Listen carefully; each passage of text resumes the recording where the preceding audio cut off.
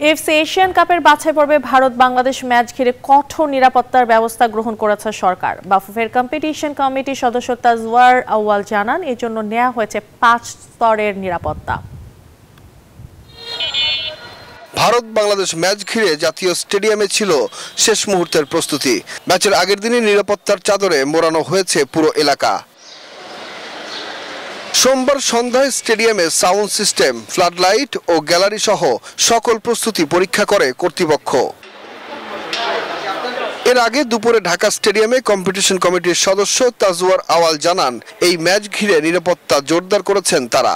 আর্মির থেকে একটা রিকোয়েস্ট এসেছে, সেনাবাহিনী থেকে রিকোয়েস্ট এসেছে 7টার সময় আমরা গেট বন্ধ করে দিব। ওনাদের দায়িত্বতে 7টার সময় ওনারা নিজেরা এসে তালা দিয়ে দিবে। সো আমরা দর্শকদেরকে রিকোয়েস্ট করবো যেন আপনারা 3টা থেকে 7টার ভিতরে প্রবেশ করে ফেলেন, আপনাদের সিট খুঁজে বসে যান, বিকজ 7টার পরে কিন্তু সেনাবাহিনী ইনার এবং আউটার গেট বন্ধ করে দিবে।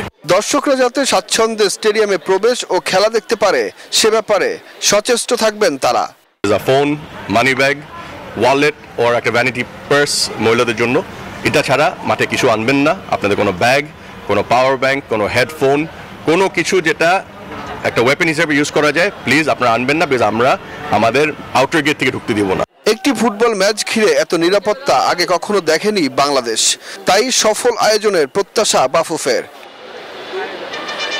সুখন সরকার, নিউজ 24, ঢাকা।